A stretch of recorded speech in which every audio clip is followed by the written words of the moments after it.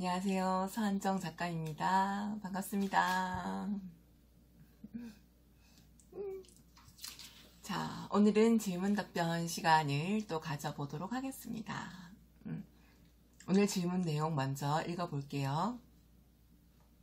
제가 임신했을 때 작가님을 우연히 알게 되었는데요. 다시 생각해도 정말 그날은 선물 같은 날이었다 생각합니다. 작가님 덕분에 나름 열심히 육아서 읽고 책 육아하며 놀이 연계하려고 생각하게 되었습니다. 정말 진심으로 감사합니다. 이렇게 표현해 주셔서 저도 감사합니다. 아무튼 저는 그 후로 아이에게 전집을 살 익히고 있는데요. 제가 고민인 건 어떤 책이 좋은 책인지 모르겠다는 겁니다. 특정 브랜드를 말씀드리자면 베이비 때는 한솔책을 창작이랑 해서 200만원 정도 들였고요. 또 얼마 전에는 웅진책이 좋은 것 같아서 3년 약정으로 500만원 정도 결제했습니다. 뭐 특정 브랜드 말해도 괜찮죠. 뭐 제 유튜브니까. 그죠? 그리고 이렇게 솔직하게 이야기해줘야지 엄마들의 궁금증이 좀 더 속 시원하게 해결되는 맛이 있으니까 뭐 나쁜 짓도 아니고 그쵸? 충분히 괜찮을 거라서. 자, 근데 지금 드는 생각이 이렇게 책을 깔아주어도 되나? 책에 대한 결핍이 좀 있어야지 더 책을 애정하게 되지 않을까? 이렇게 한 브랜드만 들여도 될까? 낙권 구입이나 아이에게 선택하게 하는 것이 맞는 것이 아닐까? 하는 고민들이 생깁니다. 작가님께서는 어떤 책을 들이셨는지 아니면 어떤 기준으로 책을 들이셨는지 여쭤도 될런지요. 실례가 아니라면요. 네, 물론 실례가 아닙니다. 그러면서 작가님의 다음 책을 너무나 기다리는 팬올림이라고 말씀해 주셨습니다. 감사합니다. 하하하. 자, 근데 이제 아이가 20개월이에요. 20개월을 기준으로 제가 그런데 꼭 20개월이 아니어도 충분히 지금 질문하신 부분에 대해서 이렇게 책을 많이 깔아도 되는지, 책에 대한 결핍이 있어야 되는 게 아닌지, 뭐 한 브랜드만 들여도 되는지, 낙권 구입 등 여러 가지에 대해서 제가 제 경험을 통해서 말씀을 드리도록 하겠습니다. 먼저 굳이 지금 20개월밖에 안 됐는데 애가 한솔책 200만원치, 웅진책 500만원치 이렇게 한꺼번에 많이 결제를 했다고 하셨는데 일단 애가 책을 잘 보나 봅니다. 그죠? 한솔책 200에서 끝나지 않고 웅진까지 넘어왔다는 건 게다가 500까지 그죠? 애가 정말 책을 잘 보니까 엄마도 뭐 언젠간 볼 거니까 지금 당장 보지 않더라도 그래서 충분히 이런 투자 이런 환경을 깔아주고 싶은 마음이 들겠죠. 당연히 그쵸. 내 아이가 이렇게 잘 따라오고 내가 생각하는 교육의 방향으로 잘 가고 있으니.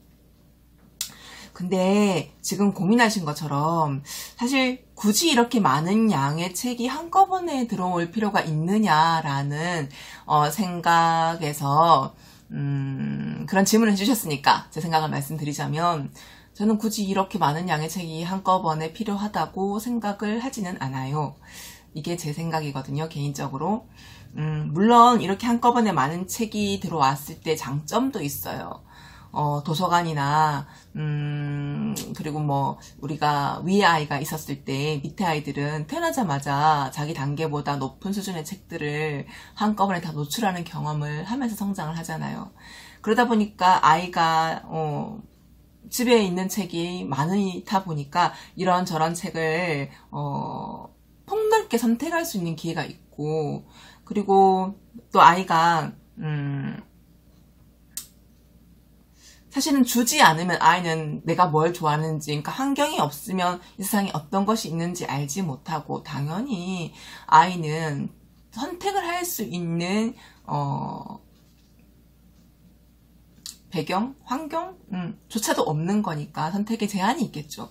그래서 많은 양의 책이 있을 때 아이가 책을 많이 읽고 나서 어느 정도 휴지기가 올 때가 있거든요. 아이마다 조금 다르긴 하지만 그런 휴지기가 왔을 때도 또 집에서 뒹굴뒹굴 놀고 쉬고 있다가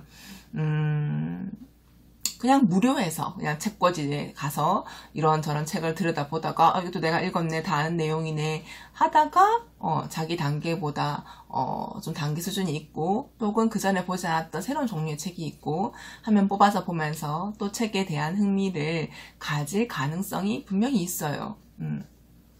그런데 저는 그런 장점도 있지만 사실은 단점도 있다라고 생각을 하거든요. 어떤 단점이 있느냐면, 그래서 장점도 있지만 단점 또한 있거든요. 예를 들면 어떤 단점이 있냐면, 한꺼번에 이렇게 500만 원이나 되는 책을 사게 되면 엄마 마음에서 이렇게 많은 투자를 했는데 아이가 좀 노는 것도 좋지만 책을 좀 더 길게 오래 보았으면 좋겠다라는 마음을 안 그러려고 하는데 나도 모르게 그런 감정들이 생기게 되고 지금 이 연령대의 아이들은 오감을 통해서 세상을 배우게 되고 세상에 아주 많은 다양한 것들을 직접 경험하면서 익히는 시기이기도 한데 그런 것보다는 아이가 책을 읽을 때는 흐뭇하고 뿌듯하고 그 외에 일을 할 때는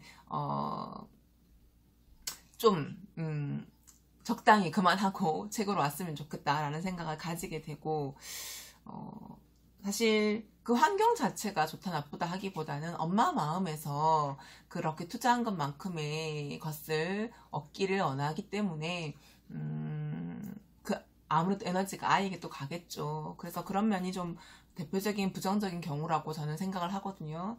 물론 지금 아이가 어리고 엄마가 읽어주는 대로 책을 읽을 수 있고 들을 수 있고 그리고 엄마도 참 이제 아이 키운 지 얼마 안 됐기 때문에 열정이 가득할 수 있는 그런 시기라서 그리고 아이가 책을 좋아할 것 같아요. 지금 케이스 같은 경우에는 그렇다면 지금까지는 참 잘하셨다고 말씀을 드리고 싶어요. 그리고 한솔이나 웅진이 참 책이 좋아요. 잘 만들었고 저희 집 아이들도 한솔 책 정말 잘 봤던 시기가 있었고 영유아기 단계가 좀 그렇죠. 그리고 그 다음 웅진 책이 참 좋아요. 그런데 말씀하신 것처럼 책에 대한 결핍이 있어야 책을 더 애정하게 되지 않을까요? 라는 질문에는 책이 결핍이 있으면 책을 애정할 수도 있지만 그 반대로 책이 없어서 안 읽을 수도 있거든요. 그건 아이마다 다 달라요. 그래서 이건 확언을 할 수는 없지만 우리가 아이에게 책을 왜 주느냐라는 좀 거시적인 관점에서 다시 이 일을 바라보게 되면 결국 책을 좋아하는 아이, 그쵸? 그리고 조금 더 거기서 엄마가 욕심을 내어 본다면 책을 통해서 얻을 수 있는 이해력, 사고력, 뭐 그런 능력들을 획득할 수 있기를 바란다면, 그게 굳이 이렇게 한꺼번에 많은 양의 책이 들어와야만 가능한가라고 생각해 본다면 저는 꼭 그렇다고 생각하지 않거든요. 저희 세 명의 아이들도 사실 각자 하나 한 명을 비교하는 건 어폐가 있어요. 왜냐하면 그 아이들이 성장했을 때 저는 똑같은 자극을 주지 않았었거든요. 아이가 한 명 있을 때 키우는 것과 둘 있을 때, 셋 있을 때는 정말 다르기 때문에 저희 이 첫째 아이 같은 경우는 저는 이렇게 한꺼번에 책을 많이 사본 적은 없어요. 한 번도. 그런데 걔는 정말 책을 좋아했고 많이 읽었던 케이스였고 반면 태어났을 때부터 집에 책이 정말 많았던 우리 둘째와 셋째 같은 경우에는 첫 아이만큼 책을 읽지는 않았거든요. 이건 책이 있고 없고의 차이라기보다는 그 아이를 키웠던 양육 환경, 그러니까 엄마가 그 아이 한 명만 바라보고 1대1 자극을 줄 수 있느냐의 몫이 더 크지 책이 많아서 책을 많이 보고 책이 많아서 책에 질리고 저는 그런 문제라고는 전혀 생각하지 않아요. 그래서 지금 어머니께서 하시는 고민은 충분히 이해가 되지만 책을 이렇게 깔아줘도 되나? 네, 괜찮아요. 근데 안 깔아줘도 되는 거죠. 책에 결핍이 있어야 더 애정하게 되지 않나요? 오, 이것도 역시 책에 결핍이 있으면 책을 안 읽을 수도 있고 애정할 수도 있어요. 그리고 한 브랜드만 들어도 될까요? 오, 브랜드 잘 고르셨어요. 너무 좋은 책들이에요. 하지만 꼭 그 브랜드만 살 필요는 없어요. 그쵸? 다양한 책을 주는 것도 좋고. 낙권 구입이나 아이가 선택할 수 있게 하는 거 좋지 않나요? 이 부분은 그래서 저는 전집을 많이 아이들에게 사줬어요. 큰아이가 워낙 책을 좋아했었고 그 아이가 좋아하는 책을 낙권으로도 주기 위해서 서점에서 굉장히 많은 시간 동안 책을 골라보았고 그런 책을 주었는데 아이가 책을 읽고자 하는 욕구와 에너지를 낙권으로 절대 충족시킬 수가 없었어요. 책 고르느라고 시간이 너무 많이 걸렸었거든요.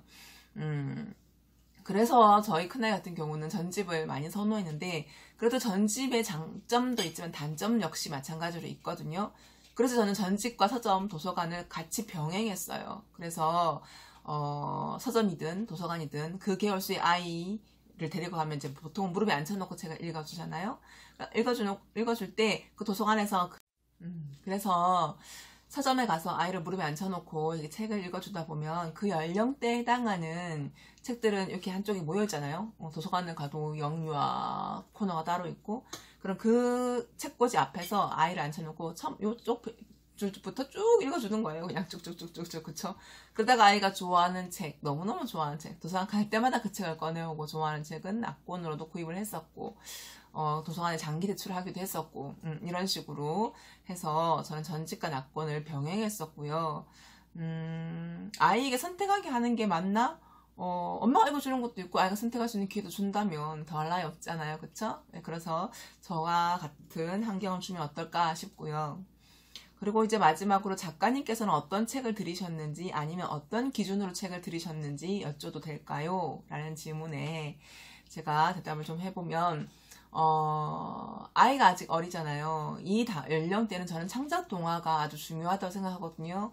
어휘를 기르는 시기인데 그 어휘를 기르는 방법이 꼭 창작일 필요는 없어요. 자연 관찰을 봐도 과학 동화를 봐도 수학 동화를 봐도 굉장히 많은 어휘를 접목하게 접하게 돼요. 그쵸? 그런데 창작을 굳이 주는 건 창작이 스토리 재미가 있어요. 그쵸? 이제 여기서 또 따지고 들어갈 수 있어요. 스토리의 재미를 아는 아이는 창작을 읽어주면 되는데 스토리의 재미를 못 느끼는 아이는 또 그 아이가 원하고 바라는 수학 동화나 과학 동화, 자연 관찰 줘도 좋아요. 아무튼 기본적으로 창작을 또 주었고 창작 안에는 굉장히 다양한 이야기가 있어요.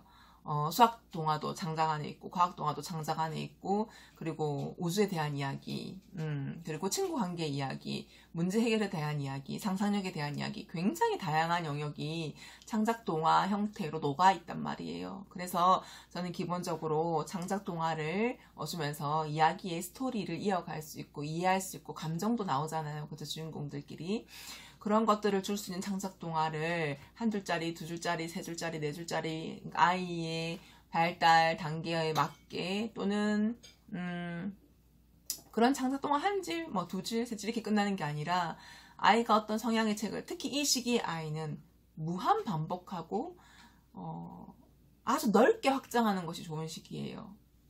이게 무슨 말이냐면 유사한 종류, 예를 들면 세 줄짜리 책이면 세 줄짜리 책을 아주 많이 읽는 것. 그래서 이 아이의 기본을 아주 넓게 깔아주는 것이 중요하거든요. 그래서 창작 두 줄, 뭐 전래동화 한 줄, 명작동화 한 줄 이렇게 끝내기보다는 아주 많은 창작동화. 그래서 엄마가 이거 다 사줄 수 없고 도서관이나 서점을 병행하면 좋을 것 같고 아무튼 이렇게 창작동화를 주시고 그 다음에 저는 자연관찰은 요 시기에 주셨으면 좋겠거든요. 왜냐하면 자연관찰 같은 경우에 아주 어릴 때 접하지 않으면 호불호가 갈릴 수 있는 영역의 책이라서 거부를 하는 아이들이 있어요. 특히 여자아이 같은 경우에. 그래서 창작동화도 요 시기에 주시고 조금 더 아이가 크면 수학동화. 사실 수학동화는 창작동화하고 똑같아요. 내용 보면. 그런데 수학이 좀 가미가 되어 있죠. 처음 수학 동화를 저도 읽어줬을 때는 이게 무슨 수학 동화야? 장작 동화지? 라고 했었는데 그 안에 수학적인 개념이 살짝 녹아져 있거든요. 그래서 그런 책을 참고로 해서 또 엄마가 일상에서 아이와 함께 수와 관련된 대화를 나누면 더할 나위 없으니까 그 모델로서 한번 엄마도 접해볼 수 있게 수학 동화 해주시고 그리고 저는 이제 좀 더 크면 이제 전래동화, 명작동화 해주시면 좋고요. 이걸 언제 드리냐? 누군가는 그러더라고요. 전래동화 같은 경우에는 권선징악을 다루기 때문에 굳이 너무 어린 연령대의 아이들에게 선과 악의 개념, 뭐 잘못하면 벌을 받고 뭐 이런 이야기들 그리고 사실은 전래동화 생각보다 잔인해요. 그쵸? 뭐 예를 들면 사랑하는 선녀와 나무꾼이 있었는데 그쵸? 나무꾼이 선녀 옷을 빼앗았어 심지어 선녀의 의도와 상관없이 그쵸? 그래서 막 결국 애를 낳고 결혼을 하고 살았는데, 어느 날 선녀는 그 하늘나라 못 잊어서 가요, 또 심지어. 남편 버리고, 그쵸. 애 데리고, 그쵸. 그럼 또 심지어 나무꾼이 닭이 돼요. 얼마나 무서운 이야기예요, 그쵸? 그래서 이런 전래동화를 어린 연령대 아이들에게 권장하지 않는 분들도 계시는 것 같아요. 근데 저는 그렇게 하지 않아도, 아이가 원한다면 굳이 나쁜 결과가 일어난다고 생각하지 않아요. 다양한 책에 있을 때 좋은 점은 아이가 그 책을 가지고 오면 읽어줄 수 있다는 것. 자, 그런데 이제 그런 명작동화, 전래동화, 과학동화, 자연관찰, 찬특동화 중에서는 또 어떤 책을 고르는 게 좋으냐. 이거는 사실 아이마다 호불호가 있을 수 있어요. 일반적으로 그 연령대의 아이들이 많이들 본다고 하는 책을 인터넷을 뒤져서 혹은 이런 책에 대한 정보가 있는 사이트를 통해서 그런 책을 아이에게 한번 줘보는데, 그 책이 모든 아이에게 또 인기 있는 건 아니란 말이에요. 내 아이만의 특수성이 있을 수 있기 때문에 저 같은 경우는 지금 우리 아이 개월수가 이렇고 그 전에 어떤 종류의 책을 봤고 이 정도 정보를 가지고 집 근처에 있는 전집 할인 매장을 갔어요. 그래서 그 정보를 이제 할인 매장 아주머니께 아저씨께, 그쵸, 아무래도 책 준 전문가시니까 그분들에게 말씀을 드리면서 그 다음 단계로 창작이든 뭐 이런 것도 한번 구경하러 왔어요, 사러 왔어요 라고 말씀을 하시면 그분들이 몇 권의 전 출판사에서 나온 그 비슷한 종류의 책을 보여주시거든요. 위인을 사러 갔다고 해도 몇 질의 위인들을 보여주시고 뭐 이런 식이에요. 그리스도 마시노를 사러 갔다 하더라도 다양한 출판사에서 나온 그리스도 마시노를 보여주시고 이렇게. 그러면 그 다양한 책을 아이에게 한 권씩 읽어주는 거예요. 이 출판사에서 나온 책 한 권, 저 출판사에서 나온 한 권, 저 출판사에서 나온 한 권, 이런 식으로. 그러면 다 읽어준 다음에 아이가 이 중에서 어떤 종류의 책을 살까라고 말하면 아이가 찝어내는 책이 있어요. 그러면 저는 그 책으로 사가지고 왔었거든요. 그래서 개인차도 있을 수 있고, 그리고 있을 수 있어서 저는 주변 사람들 이야기는 참고로 하시고 어머님이 직접 발품을 팔고 아이와 함께 책을 쌓아가는 것이 지금 당장은 실패를 할 수 있는 확률이 있다 할지라도 그것이 나와 내 아이의 맞춤형 책 읽기의 로드를 만들어줄 수 있는 길이기 때문에 저 같은 경우는 어머님이 조금 시행착오를 하시더라도 그런 과정들을 밟아가셨으면 좋겠다. 내 아이만의 책 읽기를 했으면 좋겠다. 하지만 일반적인 이야기들은 참고를 하셨으면 이렇게 정리를 해서 이야기를 해봅니다.